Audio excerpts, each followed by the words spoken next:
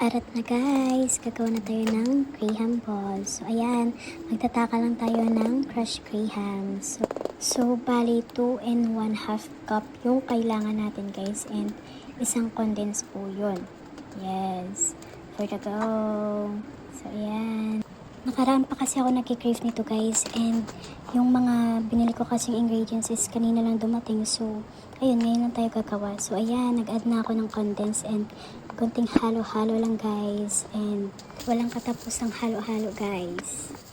So na guys, ayan, nag-gloves na ako kasi kailangan natin siyang haluin gamit ang kamay natin guys, kasi mahirap na siyang haluin gamit ang kutsara. So ayan, mikas-mikas lang ulit. So nagdagdag ulit ako ng condense. Ayan, halo-halo ulit. So walang katapusang halo-halo to guys. So ayan, excited na ako matikman to guys. So ayan, halo-halo ulit. So ayan guys, konting halo-halo na lang to guys. And ayan, sa nakikita niyo diba, basta na siya, and maganda na yung ano niya, pagkalapot niya guys. So okay na to. Uy, anong okay na to? Parang Mami Grace lang. Kaya ko girla. Super trending kasi ito ngayon sa TikTok guys. Kung makikita nyo lang, dumadaan sa mga FYP nyo. So yung ibang binibenta nila, and kung sa akin naman, kakainin lang namin to guys. So maybe soon, try ko rin magbenta, diba? Malay natin. Need kasi talaga natin siya guys, ihalo guys, para pantay, diba?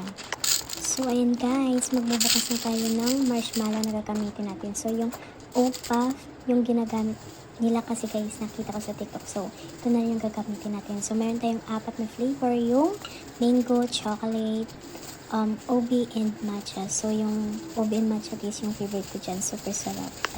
So sa kabilang plato guys, naglagay din ako ng sprinkles guys. So dyan natin mamaya igulong-gulong yung ating nagawang graham balls. So gumagamit lang ako dyan guys ng 1 tablespoon. So para pantakal po. Tapos yan, i-flat-flat nyo lang siya. Tapos lagyan nyo lang siya ng marshmallow. And then bilog-bilog. Charis! So sa mga nanay dyan guys, pwede rin po kayong gumawa nito. Pang baon ng mga kids sa school or pang merienda nila, diba? Pero hindi na kayo bumili sa labas. O, makakatipid pa kayo kasi mura lang naman po yung mga ingredients nito guys eh.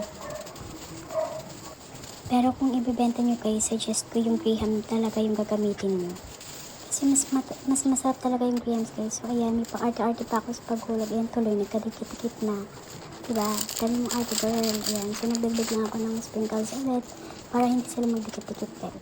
So ayan guys, pang-5 na yan yung binubudburan ko ng sprinkles, and then ayan, pang-6. So hanggang 6 lang muna tayo guys, kasi need ko na magpakain kay Lola kasi anong oras. Baka gutom na si Lola guys, mapapagalitan tayo. Kailangan natin umanahin yung Lola ko guys. So ayan, dana yung pang-6. Charan! Thank you for watching. Bye!